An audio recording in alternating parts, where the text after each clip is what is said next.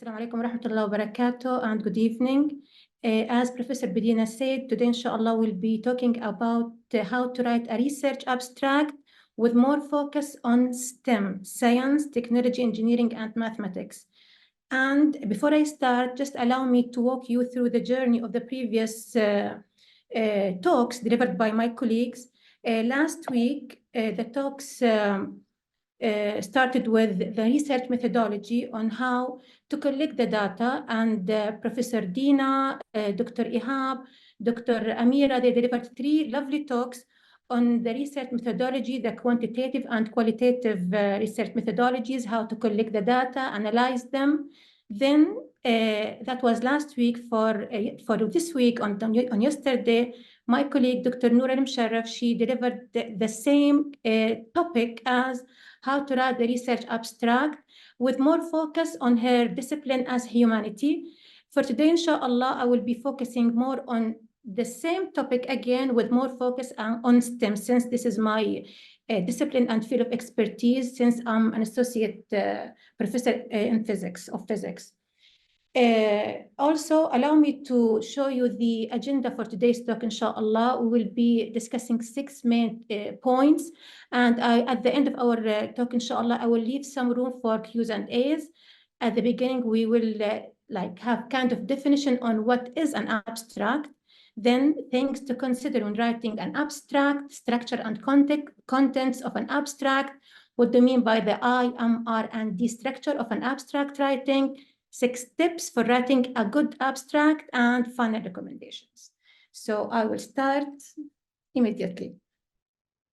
Okay, so I believe that before we talk on what are the basic items and elements of the research abstract, how to write a good abstract, this and that, I always believe that before we start talking about anything, even in physics, this is my teaching style, by the way, even when I teach physics, whenever I need to introduce any new topic, any new physical quantity, let's say, I believe that we need to know what exactly we are talking about.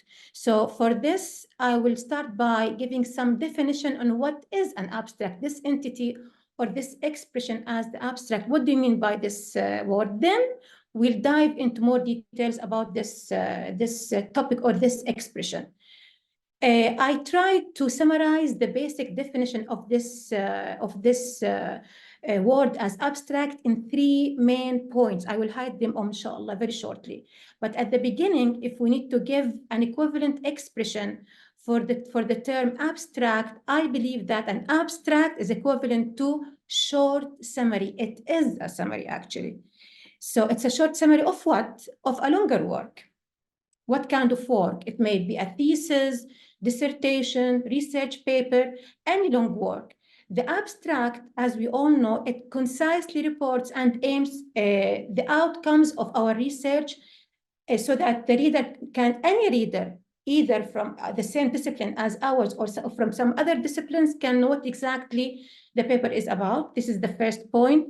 The second, and I believe the most important point, is that we need to remember, we need to keep in mind that the function of an abstract is to describe our research work, not to evaluate or to defend what exactly we have done.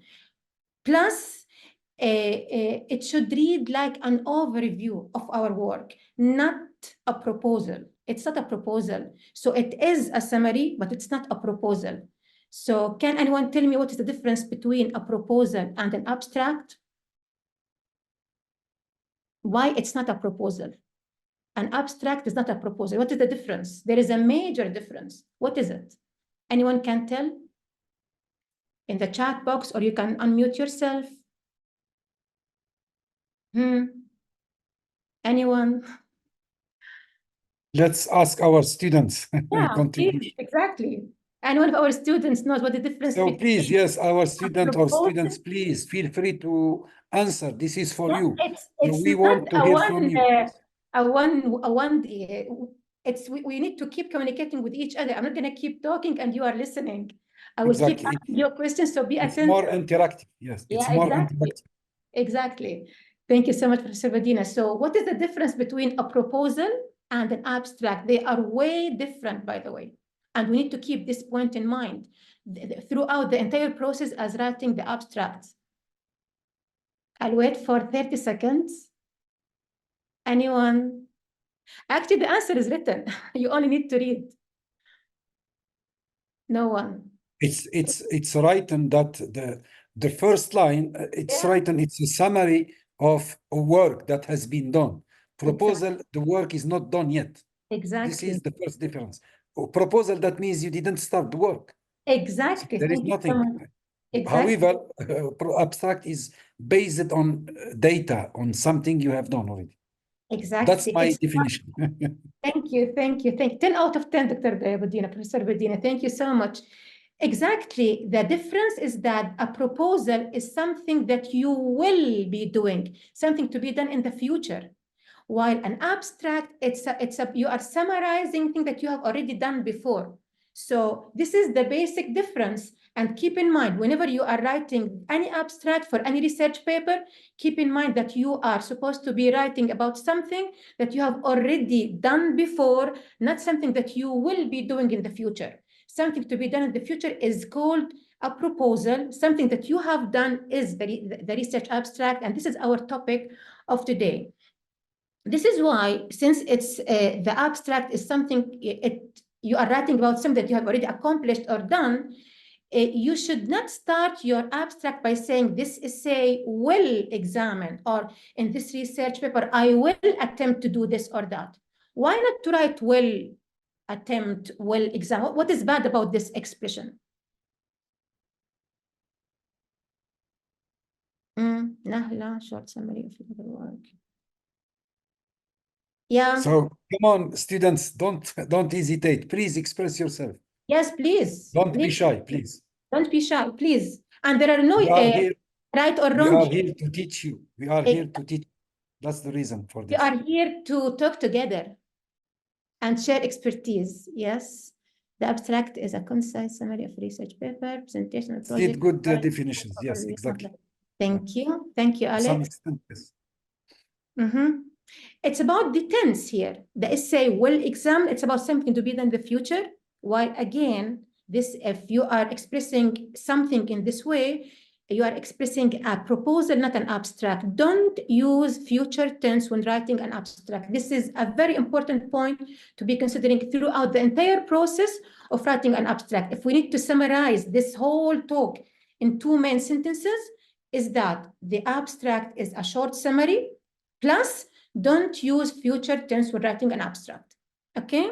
And the last point that I believe that it also belongs to the definition of an abstract is that your abstract is a short and powerful summary of your research paper that will lead readers to the rest of the paper. I will stress further on this same point, inshallah, in the upcoming slides. Next, okay. Now, this is the second point in our discussion today, or our talk today. Things to consider when writing an abstract. I'm not yet introducing or delivering the items of an abstract. It's only some points that you should be keeping in mind throughout the process of writing an abstract. I've tried to summarize them in 1, 2, 3, 4, 5 main points. And again, these are not the main items of the abstract. These are things to be keeping in mind. The first thing, just keep in mind that an abstract should be interesting, not boring, and informative. The second point should also be easily understood by scientists who are not familiar with your area of study. And again, I will stress on the same point on the 5th point in this same slide. I will get back to it, inshallah. The third point, it's preferable to use simple declarative sentences. Try to avoid these kind of complicated, complex expressions.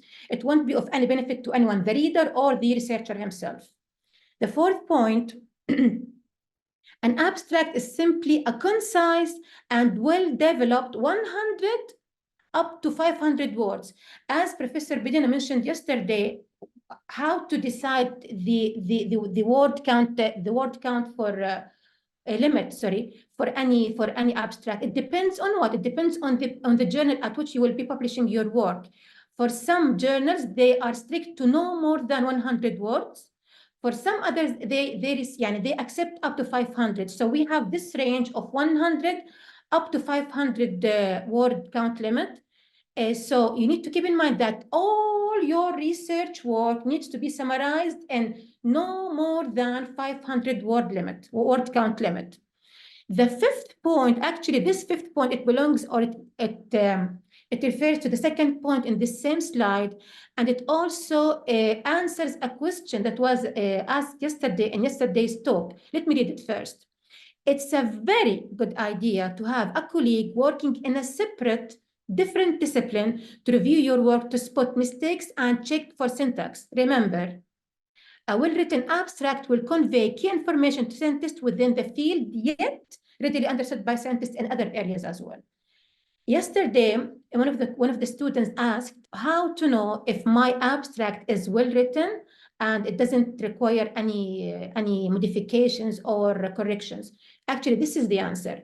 You always need to have a second eye. This is what I call it, by the way, a second eye. Someone, by the way, even when I write an exam question, for some reason, I'm not sure why is it, it's extremely hard for the person himself or herself to point the mistakes, even if he or she is an expert in the field. We always need a second eye, someone else, a colleague from the same discipline or sometimes for different discipline to go through our work. SubhanAllah, for some reason, they will always point the mistakes much easier and much faster than us. So it's a very important thing to do that. You always need a second eye to look through into your work and to give you his advice. We have something in the chat box here. Okay. Can I say something Please, for the please. number? Yes.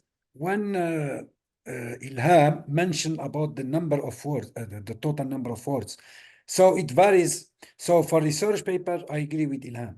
But for thesis or dissertation, this also depends on your institution or your department because they have usually some templates, you know.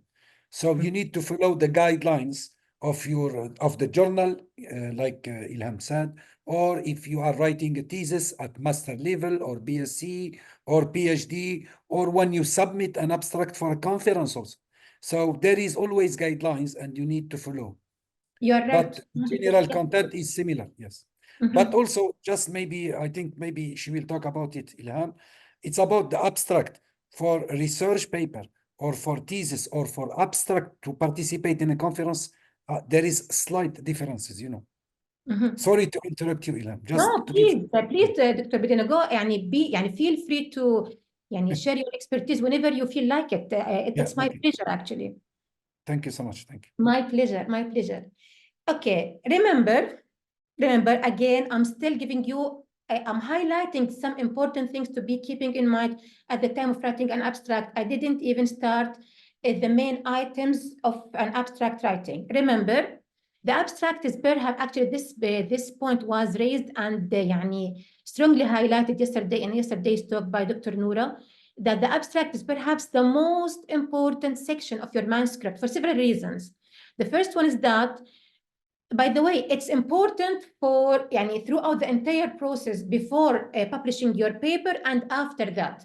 So before publishing why the abstract is that important in both phases, before and after publishing your paper. Before publishing your paper, once submitting any paper or any manuscript to any journal, now it will be received by the editors. The editors will start the whole process by going through the abstract. If it's fulfilling the criteria of this specific journal, they will go ahead and move to the next step and send it to the reviewers. If not, it will be rejected and sent back to the publisher, to the author, sorry.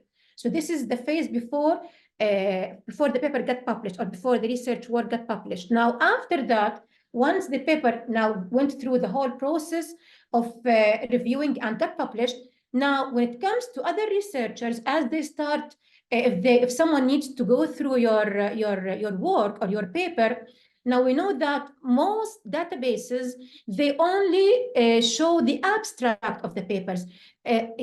Now, if you need to go through or to access the full text, this is actually restricted, and sometimes there are some restrictions on having or accessing actually the whole text. But the abstract is actually the thing, or that part, or that section is that will be available to all researchers. Now, for me as an example, if I need to write about some specific topic in physics, I will go through papers, different papers. Even if I can access the whole paper, I will start by reading the abstract. And from there, I can decide to move on to read the whole paper or not. So it's extremely important. It's not something minor. This is actually, as I keep describing, it's the decoration of your gift. It's the main gate of your house. So you need to make certain for this decoration or for your main gate of your house to be as attractive as possible.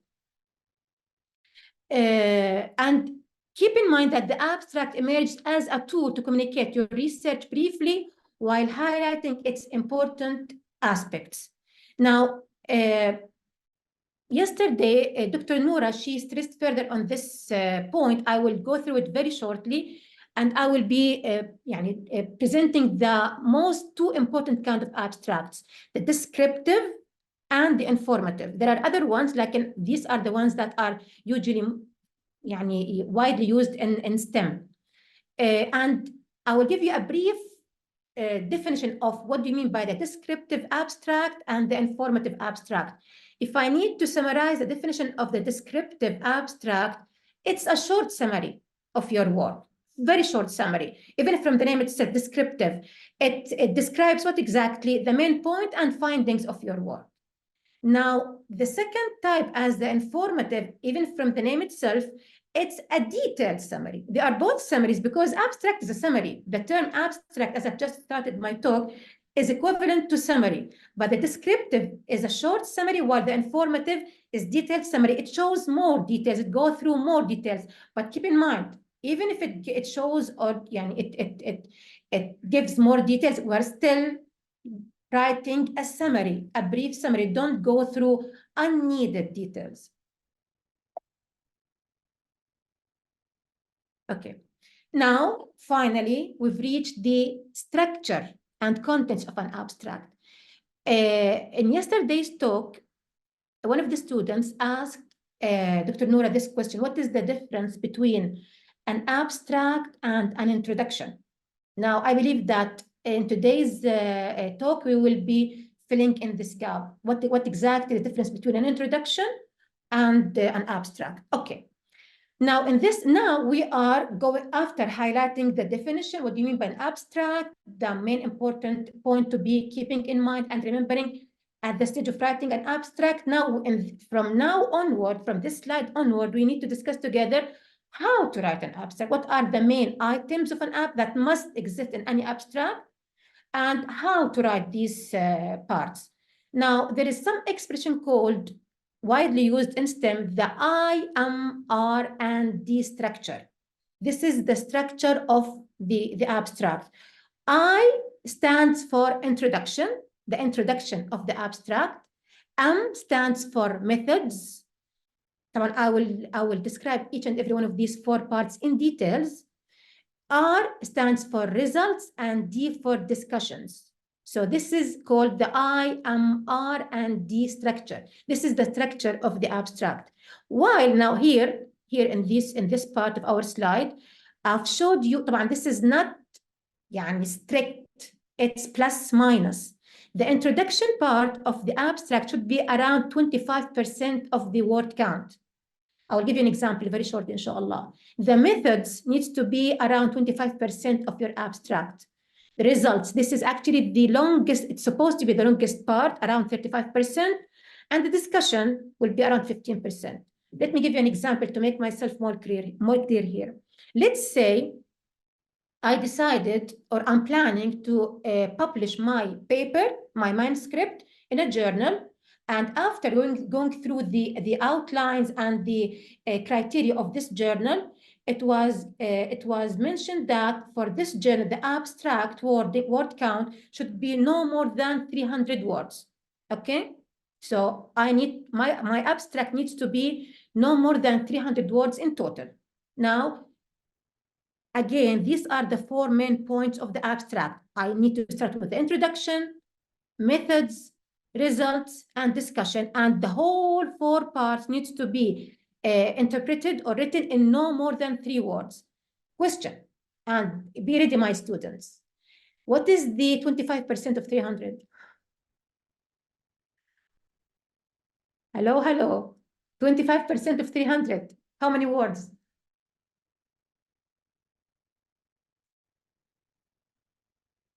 Knock, knock. Anybody there? Yes, repeat your question, please. Yes, let's say I'm planning to publish my manuscript, my paper in a journal. And in that journal, the abstract needs to be no more than 300 words in total. Okay? Okay? Yes. Okay. And I need to write my abstract. If the introduction subsection of the abstract needs to be no more than 25%, how many words needs to be this part as the introduction? What is the 25% of 300? ربع 300 كم؟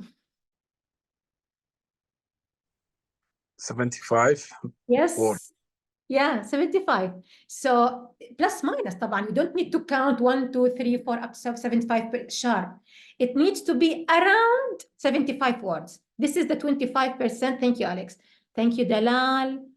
N&M, thank you, Fadi, thank you. Okay, exactly. So the introduction needs to be no more than 75 words. But if you write 70, this is fine. You wrote 80, this is still fine. But I'm giving you an approximate estimate of the number of words for the introduction. What about the methods? How many words for the methods? 25% as well. How many words? Again, same number, 75, صح?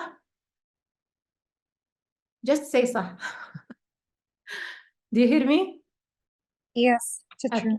Okay, so 75 words plus minus for the introduction, 75 words plus minus for the methods. Now the results, again, needs to be the longest part of the abstract, 35%. What is 35% of 300? This is a kind of challenging now. What is 35 of 300?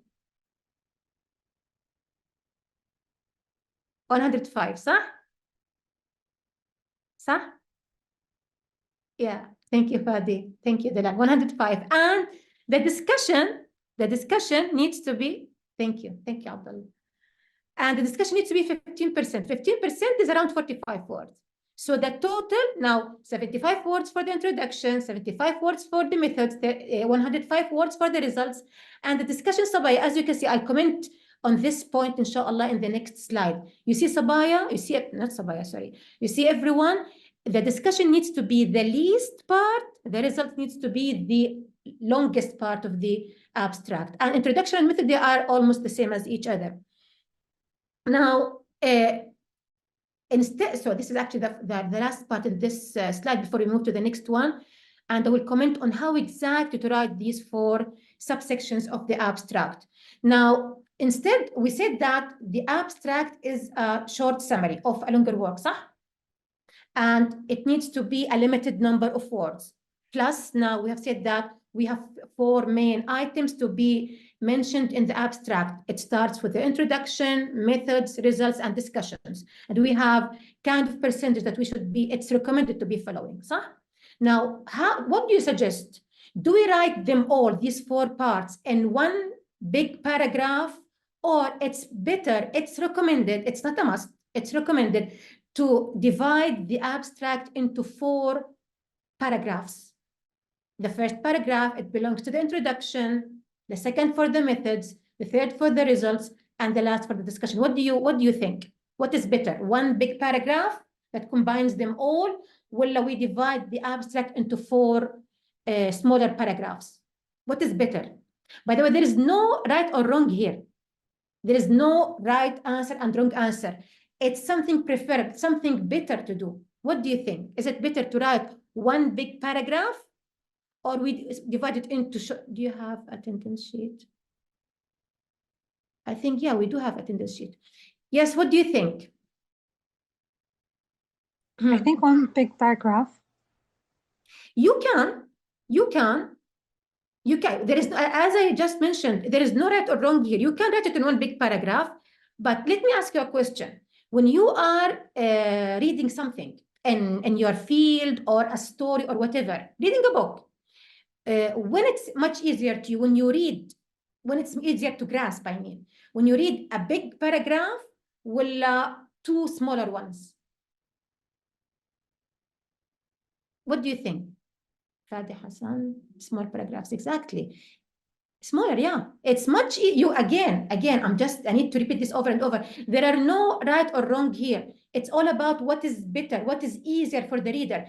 I need to remind you that when writing an abstract, you need to write something that should be understood even for people from other disciplines. If I need to read something related to chemistry, for example, and I'm a physicist, for me, it's much easier to read smaller paragraphs than to read one long paragraph. So actually, it's better, it's recommended to divide the abstract into 4 smaller paragraphs than in writing it in one big one. It's better. It's recommended. It's not a must, by the way. It's not a must. Okay. Now, in this slide, I've just mentioned this. How about the use tense? I will use Dr. Jihad. I will mention this point in the upcoming slides, inshallah. The use tense. Okay.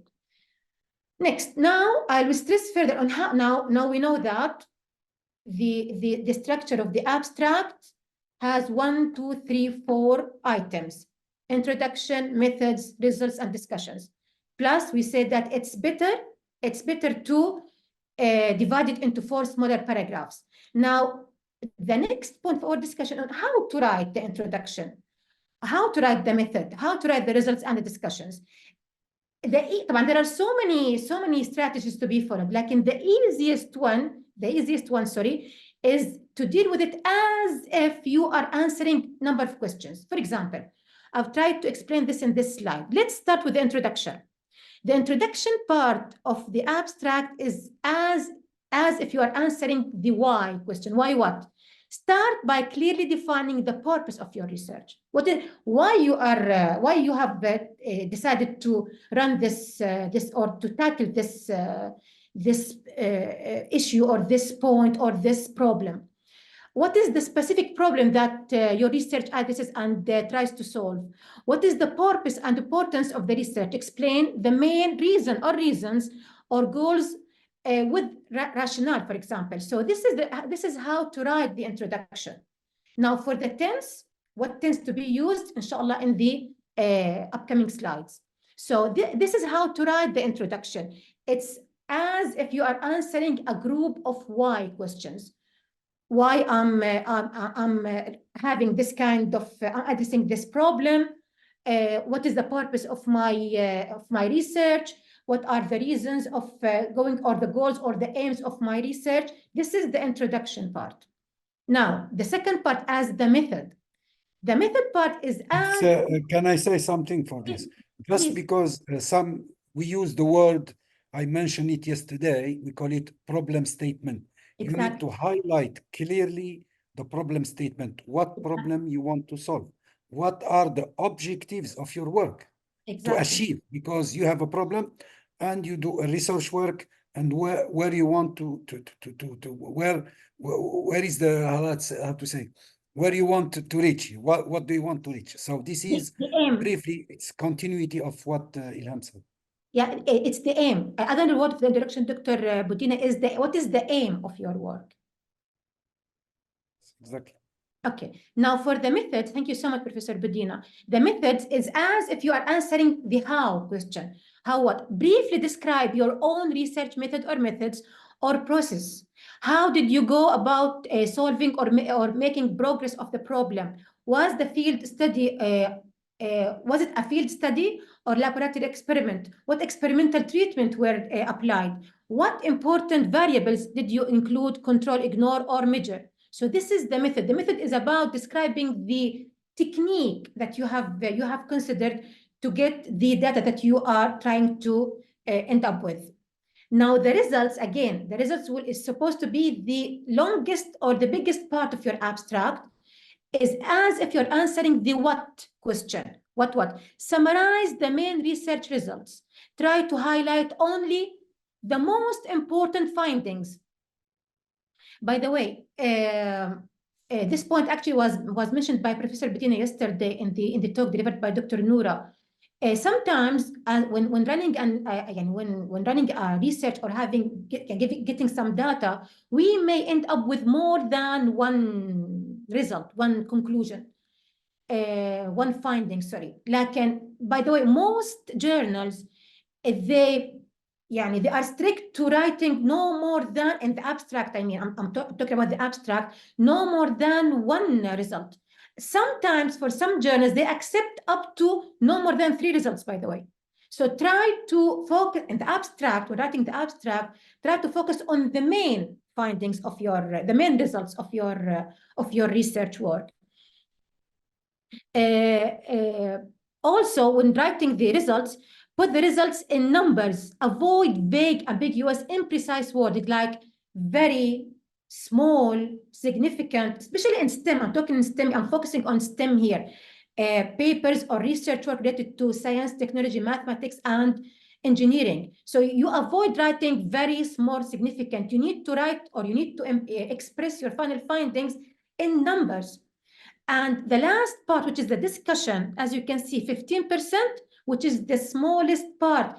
It's supposed to be the least, no more than maximum 2 sentences in your abstract. What exactly should be listed or mentioned in the discussion? Finish with a clear understanding of your research, and if you can also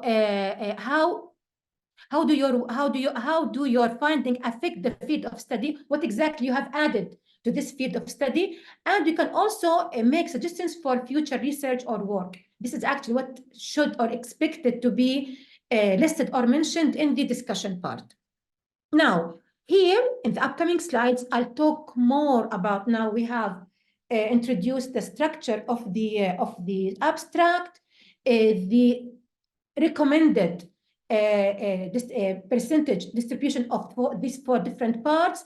Now I will give you a very helpful tips when writing an abstract. Now I know that I need to write, I have another experiment, I got my data, I have everything, and now I need to write my abstract, okay?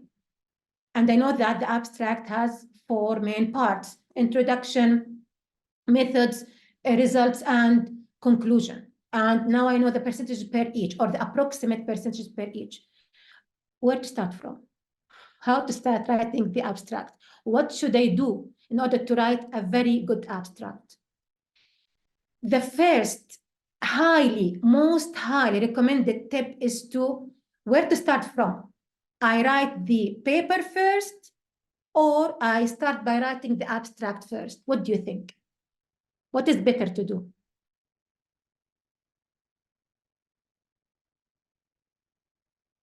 What do you recommend?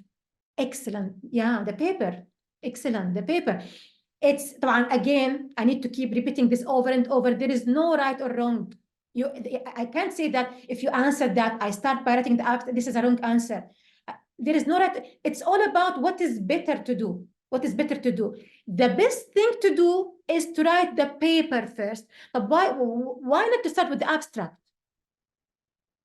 We highlight the overall. Excellent. Exactly.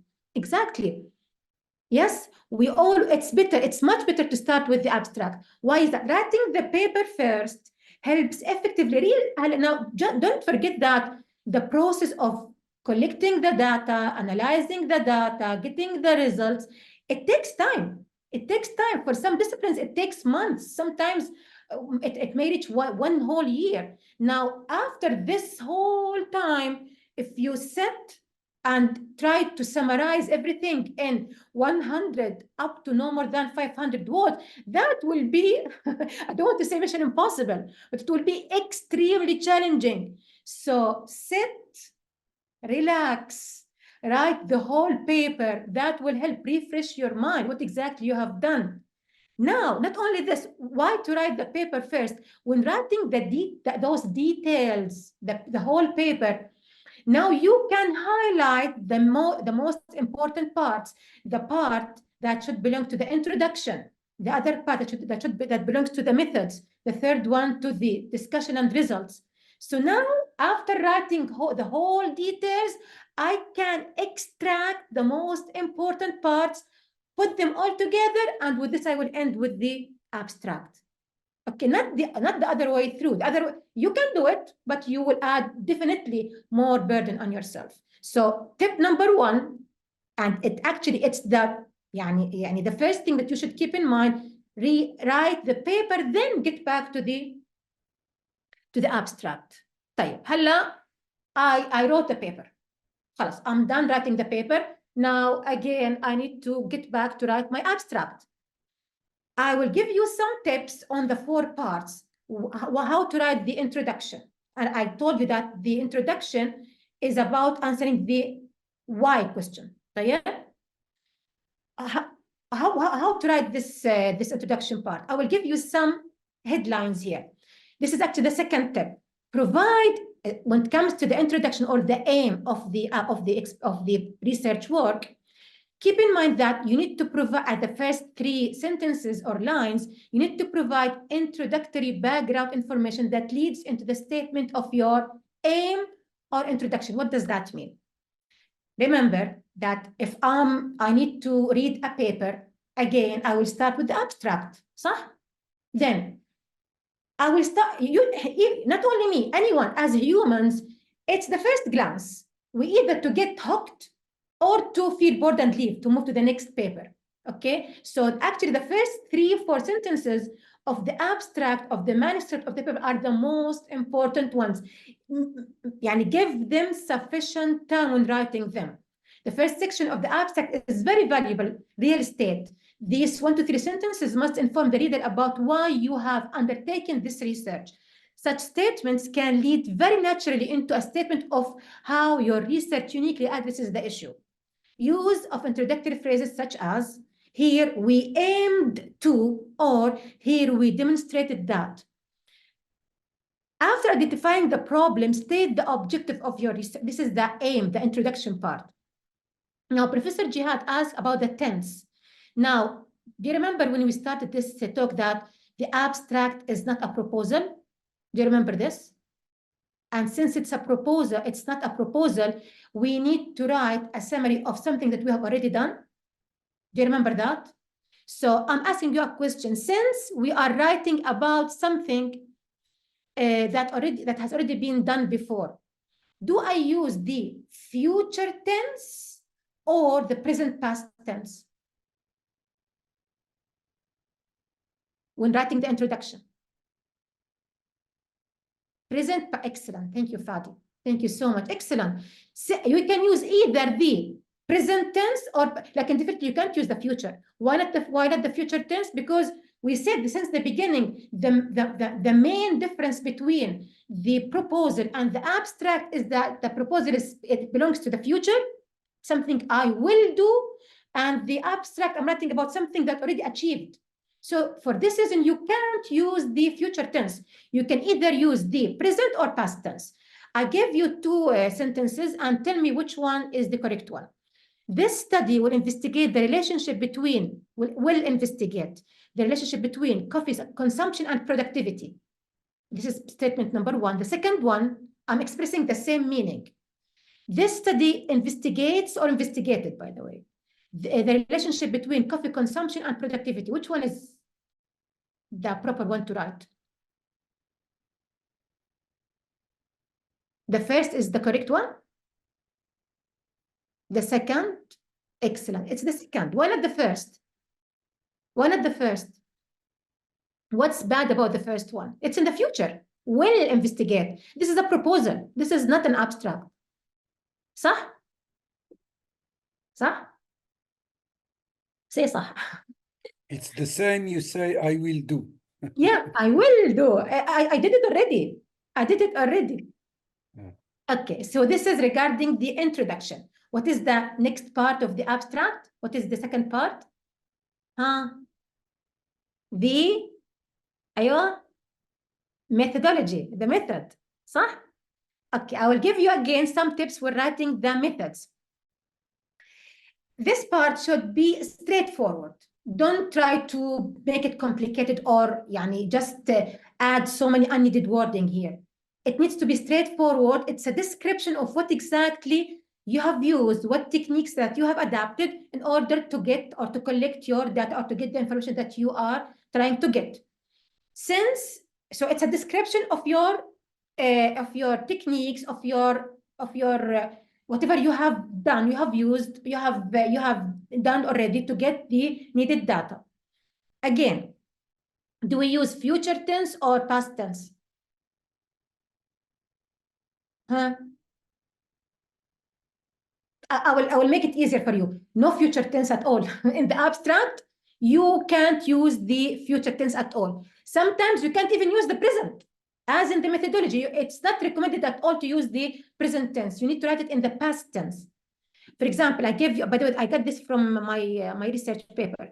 In this study, first principles calculations using density functional theory, DFT, will be conducted. Is this correct? Is this correct? No, No, it's not. because it's in the future. Exactly. Now, sorry for that. Yeah, okay. The second one is the correct one. In this study, first principle calculations using DFT have been conducted. Past tense. Just remember that the goal is to give the reader a quick insight into the overall approach and procedures you've used in the methodology part, in the methods part. The third part, what is the third part? Before I move to the next slide, what is the third part of the abstract writing? Introduction, first, method, second, what is the third?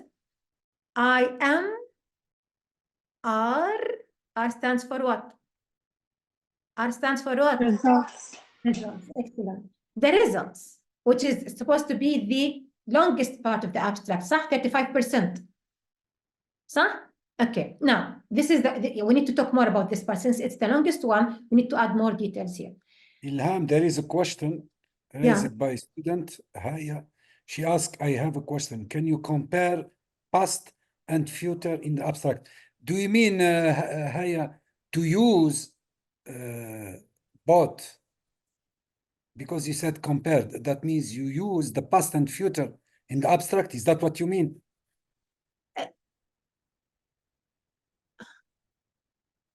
Haya. Because she Haya. wrote, I read it now. Thank you, Dr. Professor Bedina. Haya, do you mean that how to figure out if the tense is future or past? Is this your question? Future. Exactly. Thank you so much. Thank you so much, Abdullah Al-Ghamdi. The future, future tense, something that you will do in the future.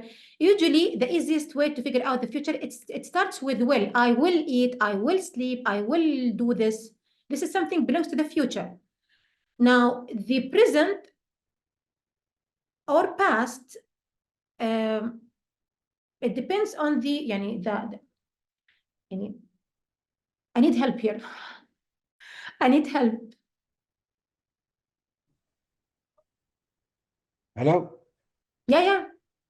Yeah, okay. Did I answer your question, Haya? She's writing now because her mic is not working. She They said, yes, I have wrote an abstract before about technology and compared how it advanced. So now you are talking about an abstract, not about a research paper. I told you before, there is an abstract for research paper. That means it's based on the results of your research work.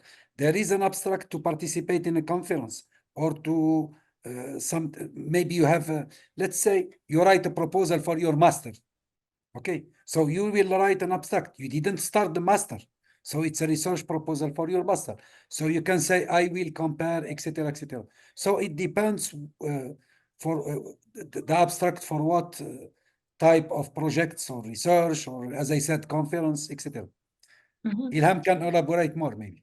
Yeah, exactly, Dr. Budin. Anything that you didn't do yet, you are planning to do in the future. So this is when to use the future tense. I will do this. I'm planning to do that. But if you have done it, and this is not an abstract. This is a proposal. Now, the abstract is something you need to write about something that you have already done. It's achieved already. خلاص, I have nothing further to do, and I need to describe. You remember, hey, when I told you that the abstract is a description of short summary of what exactly you are describing you're summarizing a description of what exactly you have done.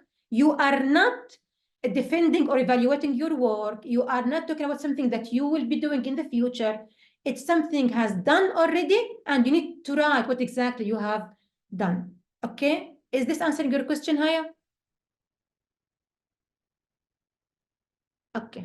I think we use the future usually in the conclusion and at the end, because you Not even did some the research work and you talk about the perspectives of your research work. not even Usually, in the the last conclusion. sentence of your conclusion, you write the future of your research work, or what we call perspective. So you will say further research will be carried out, or further measurements, or further modeling will be carried out, etc. Because you finished this part of work and you plan to do so to make people more interested in your research work. Because this is not done yet, Professor Medina. You are right. The future That's work. why I said in the conclusion. Yeah, I yeah. said in the You are so conclusion, right. Exactly. Yeah, I'm supporting your point here. It's a future work. It's not done yet. So this is why we can use the future tense here. But for all, and remember, I will come to this point, inshallah, in the next slide for the conclusion, that it's a future work. You didn't do it yet. So yes, in this last sentence of your abstract, you can use the future tense, since you will be recommending something to be done in the future. Now, for the results, you need to maximize the amount of details, since that should be the longest part of your abstract. And in the results, you can use the present or past tense. You can't use the future tense. Now, the fourth and last part is the conclusion, the discussion. I am R and D. This is the D, the discussion part. State the conclusion concisely and avoid overstatements. Don't stuff words in the conclusion. Try to be precise and concise. No overwordings here. Now, and you see here, I always describe the conclusion as the overall take-home message of your study. This is something for the reader to grasp, to get, and khalas, this is the main point of this whole research work. Now, a good way to begin this section as the conclusion or the discussion is by phrases such as, our study reveals that, overall we conclude that, and in the discussion part, it's better to use the present tense. As Professor Bedina said, in the conclusion part or the discussion part, you can also include the future work. What are you recommending? I'm coming to this point here actually, so I will keep it for this part. If you are now, before I move into the sixth and last step, I just need to comment on very important point. Now, I need to remind you that I'm talking, my talk is more related to STEM, science, technology, engineering, and mathematics. For this kind of research works, usually most of the time, let's say not all the time, the research work will be one of two things. You are either running an experiment, or you are solving a problem. That this is most, let's say 70–80% of the cases in STEM, we are either running an experiment, collecting data, analyzing the data, and coming with final findings, or we are, just like in mathematics, for example, or theoretical physics, we are solving a problem. Now, in case your research work was about running an experiment and collecting some data, there is some important point that it must be mentioned in the abstract, is that if there are some limitations to your research work, for example, if there are limitations to the sample size or the methods used, you need to list this in the abstract, not in the paper only, in the abstract itself. That will give the reader some kind of, assess the credibility and generalizability of your research work. This is in case you were running an experiment. Now, in case you, just like in mathematics and theoretical physics, if you have solved a problem, okay خلاص طيب أنا I'm working in mathematics and in theoretical physics, and there were a problem, I reached a final exact formula. Do you remember Professor Bedina 2 years ago when we had a talk and you asked me what is your research theme? I told you that in part of my papers I reached some exact formula. Do you remember what you asked me at that time? You asked me, okay, where to use it, how to, what is the applications or implementations of this formula in our daily life? Do you remember this? Yes, yes, yes, sure. Exactly. So if you are solving a problem, reaching some exact formula, now you need to show the reader how to implement this in daily life, how to use it in daily life. Or you can also suggest future work on this formula, how to work further on this formula to get even better results if you, in case you didn't reach an exact result. This is some point that I felt that I should be highlighting. And the last 6th step here, I'm trying, because I'm running out of time, I'm so sorry. I've told you things that you should consider, صح, at the beginning of our talk. Now, these I will try to be as fast as possible. Things to avoid. I can't stress on this. Now, it's a summary, صح? The abstract is a summary. Keep this in mind. Since it's a summary, 1, 2, 3, 4, 5, 6 points you should be avoiding. واحد. The first thing, lengthy background information. You readers, let's say I need to read a paper written by Professor Bedina. I will read the abstract. Now, Professor Bedina needs to focus on his work, the work that he has done in his paper, not to talk much about the previous work of other researchers. This is something to avoid. The second thing, we don't list citations in the abstract. 3, details about routine laboratory procedure. We don't do this. We don't write this in the abstract. This is not to be listed or included in the abstract. Details about statistical methods or softwares, unless this is the main focus of your work. Undefined abbreviations. I can't write DFT. If you insist on using abbreviations or acronyms, sorry, you need to tell them what exactly this abbreviation is all about. I can't write PSU, Prince Sultan University. You need to tell what exactly this abbreviation is all about. And you can't list results that are not part of your text. Final recommendations. This is the last slide. I promise. What can I say? Read as much as you can. As much as you can. Read other abstracts related to the same discipline as yours. This is a very important thing to do. I can't tell you how amazing it's like magic, actually. It will give you a roadmap to do what to do exactly, how to write, what exactly you should be doing, what exactly you should be avoiding. And again, the key thing in writing an abstract is to be clear and concise. Avoid passive sentences, avoid long sentences, avoid repetition at filler words, and avoid detailed description. And thank you. I'm done. Thank you, Dr. Elham, for this insightful presentation about how to write abstract. There is some general guidelines, but more specifically, it targets STEM, as we say, science, technology, engineering, and so Yeah. please now we added the if you want to get your certificate, please fill the form online. It's done now, and also the floor is open for any question, please. We have around 5 minutes. If you have any question, please. Yeah, please. There is one question. Yes. May I السلام عليكم. عليكم السلام ورحمة الله وبركاته. شكرا جزيلا دكتورة على هذا العرض الجميل. عفوا. May I add something is that most of the engineering papers include limitation, as you mentioned, of the research and also recommendation for further research. So it can build on the accepted paper, for example.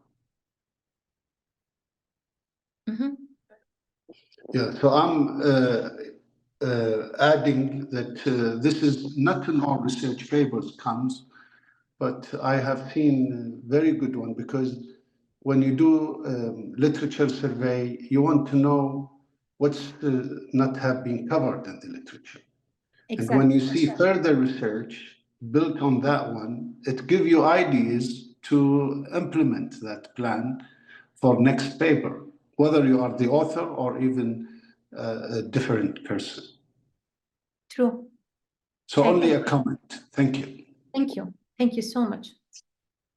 This series of workshops is organized and or proposed to help our students or undergraduate students to get some skills, you know, about research methodology, abstracts, and poster, the last one after 2 or 3 days, so they can be ready for to participate in our research forum at the end of April.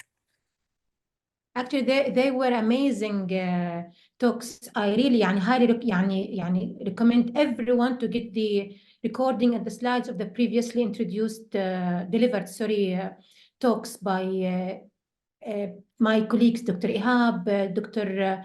Amira, Professor Dina, Dr. Noura. They were amazing talks and much helpful. Actually, they were very much helpful.